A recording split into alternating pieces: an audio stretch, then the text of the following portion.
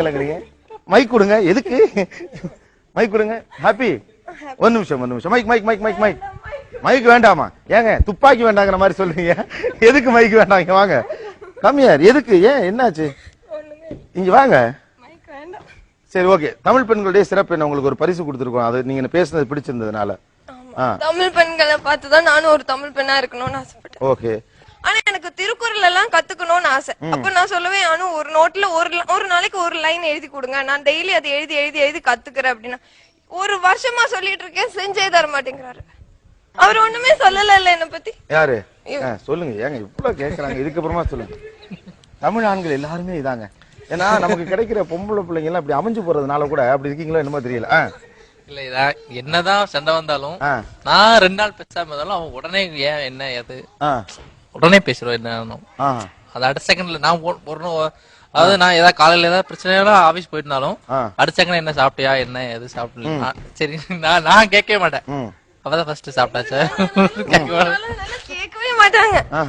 நானும் சரி வேணும்னே நான் சாப்பிடாமலே இருந்துருவேன். ஏன்னா எனக்கு தெரிஞ்சு நான் அவர்கிட்ட ஃபைட் பண்றதுக்கு ஒரே ஆயுதம் நான் சாப்பிடாம இருக்கிறதுதான். ஸ்டார்டிங்ல எல்லாம் பிரெக்னண்டா இருக்கும் போதெல்லாம் சாப்பிடாம இருந்தா அவர் ரொம்ப ஃபீல் பண்ணி கேட்பாரு, சாப்பிட்டியா சாப்பிட்டியான்னு கெஞ்சுவாரு. டெலிவரி முடிஞ்சிருச்சு, 7 months பேபியோட இங்க வந்தாச்சு, அதுக்கப்புறம் சாப்பிட்டாச்சான்னு கேக்குறதே கிடையாது. ஏங்க இங்க கொடுங்களேன். ஒரு நான் எக்ஸ்பிரசிவ் மானா தெரியுறீங்க. வழக்கமான நிறைய தமிழர்கள் உங்கள் மனைவியை உங்களுக்கு எவ்வளவு பிடிக்கும், அவங்களை எவ்வளவு லவ் பண்றீங்க சொல்லுங்க. அவ வந்து கேப்பா எப்பவுமே வந்து நீங்க வந்து என்ன எவ்வளவு பிடிக்கும் அப்படின்னு. அது எதுவுமே வந்து வார்த்தையால சொல்லிட்டோம் அப்படின்னா வந்து அதுக்கு அர்த்தமே இருக்காது. அதெல்லாம் கிடையாது. யார் சொன்னா இது? இந்த டயலாக் பேச தெரியாதனால சொல்றீங்களா என்னன்னு தெரியல. 1 மணி நேரம் ஆனாலும் பரவாயில்ல, 2 நாள் ஆனாலும் பரவாயில்ல, நானும் உட்காந்துட்டேன். இங்க இருந்து இப்ப நீங்க சொல்றீங்க how much you love your wife. இவ்வளவு அன்பான ஒரு மனைவி அதை ஆசைப்பட்டு எதிர்பார்க்கிறார்கள். உங்களை நம்பி கேரளாவிலிருந்து இங்கு வந்து தமிழக கலாச்சாரத்தையும் தமிழையும் கத்துக்கொண்டு உங்களுக்கு ஒரு வாரிசு பாருங்க. இந்த மனைவியை எவ்வளவு பிடிக்கும் சொல்றது உங்களுக்கு என்ன தயக்கம், கூச்சம், வெட்கம் சொல்லணும்? நீங்க தயக்கம் ஒண்ணு இல்ல, ஆனா சொல்றது கூச்சமா இருக்கும். எந்த ஒரு விஷயம் இல்ல எந்த ஒரு விஷயத்தையுமே சொல்லிட்டு அதுக்கு விலையே இருக்காது. அதெல்லாம் கிடையாது. இல்ல சார், நான் சொல்றேன், ஒரு சமையல் செஞ்சாலுமே சரி ஒரு வாட்டி கூட அதுக்கு கொஞ்சம் நல்லா இருக்கான்னு கேட்டுட்டே இருக்கணும். நல்லா இருக்கான்னு சொல்ல மாட்டாங்க.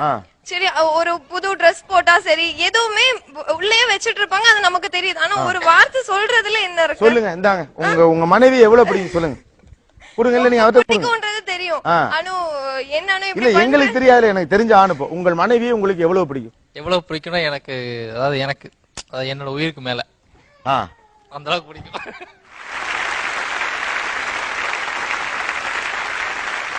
உங்களுக்கு ஒரு சவால். இப்போ உங்கள் மனைவி மீது உங்களுக்கு இருக்கும் அன்பை நீங்கள் வெளிப்படுத்த வேண்டும், ஆனால் வார்த்தைகளால் பேசக்கூடாது.